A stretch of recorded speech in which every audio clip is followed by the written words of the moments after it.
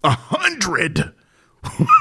We're talking about the 100 best science fiction movies, I think, is laid out from 100 to 1 a day for the first 100 days of the year 2022, man. We've been keeping this train rolling. Talk about that light at the end of the tunnel. It's getting a little bit brighter, guys. We are almost to our top 10, and that's what I'm really going to get yelled at. But before we do that, man, yesterday we talked about number 12 on the list, Terminator 2, The Judgment Day. Great sci-fi, great action, great acting from everybody except Edward Furlong. It's a wonderful movie, man. If you haven't checked out T2 in a while, that T2 is the perfect Saturday afternoon movie, I think. I talk a lot in my reviews about great times to watch movies. Sometimes it's like Friday nights with some friends and some drinks. Sometimes it's like while you're cleaning your house, in the background, you can have it on. Sometimes it's like a Sunday when you're just laying on the couch and nothing to do. T2 is the perfect Saturday at like 1 o'clock p.m. movie that exists. So go back and check it out if you haven't, man. You got a spare Saturday. Do yourself all the flavors. And today, we're talking about number 11, which is not a great Saturday afternoon movie. We're talking Ex Machina, directed by Alex Garland, man. The quote-unquote one of the early movies, because we're not going to talk about Dread, that he directed, man. We talked about Annihilation a couple days ago. And right here we got Ex Machina. Check out this tagline here. There's nothing more human than the will to survive. Well, that's pretty true. So we're going to give that a solid B tagline, I think. A solid B. Caleb, a coder at the world's largest internet company, wins. That's definitely not Facebook or Google. Wins a competition to spend a week at a private mountain retreat belonging to Nathan, the reclusive CEO of the company. Definitely not Jeff Bezos. But when Caleb arrives at the remote location, he finds that he will have to participate in a strange and fascinating experiment in which he must interact with the world's first true artificial intelligence, housed in the body of a beautiful robot girl. Now, to me, this is my first introduction to Alicia Vikander. I'm not sure what else she'd done before this, or if this was her first major U.S. release.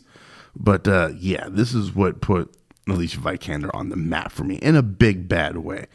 I knew who Oscar Isaac was. I'd seen him in a couple of things, but man, he came out in this movie, I think, in a big bad way. It also put your boy General Huggs on the map too. But Gleason, Brendan Gleason's son, Donald. There it is. Donald Gleason had to really root around for that one, man. Ex Machina is the one thing that Alex Garland is doing and doing well is hard science fiction. Like, we all know there's different types of science fiction, right?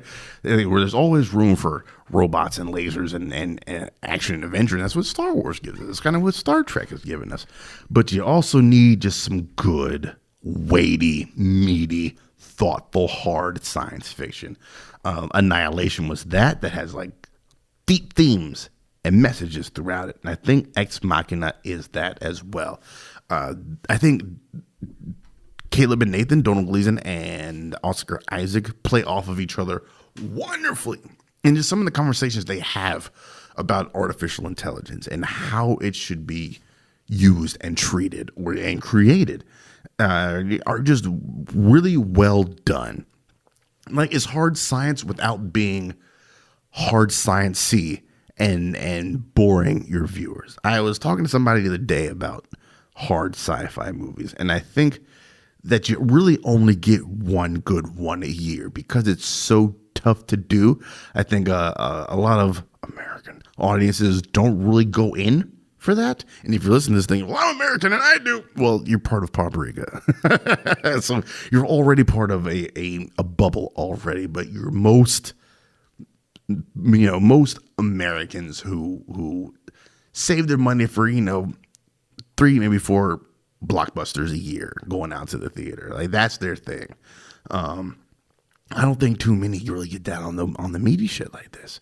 And this was so refreshing. Seeing how Alicia Vikander played the fuck out of all these people is just, it's delicious. All of this, everybody gets what they do. Well, I guess Donald Gleason doesn't really deserve.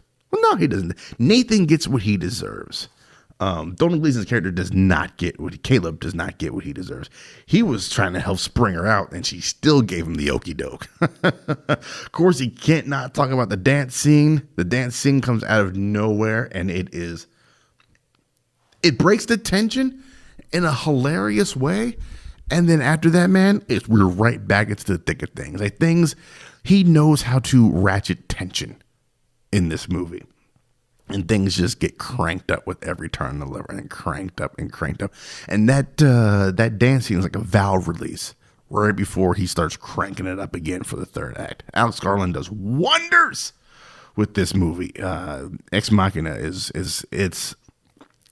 let me think about this. Maybe my first actively, I'm going into an A24 movie. Like, they released a whole bunch of movies before that, but that's when I really took notice, and I was like, oh, this A24 company is going to be a problem one of these days, and a problem they have become. And I can't wait to see what Alex Garland does later on this year with Men. That trailer is out. Do yourself a favor and check it out if you haven't. Do yourself a favor and check out Ex Machina if you haven't. That's a phones down movie, people. That's a Friday night. You're locked in on this TV. The cinematography is breathtakingly gorgeous. The pacing is gorgeous. The direction is gorgeous. Oscar Isaac is in full creep mode. Threatening, too. Like, he's a menace in this movie. Everything about that movie is just wonderful, man. If you haven't checked out Ex Machina, do yourself a favor.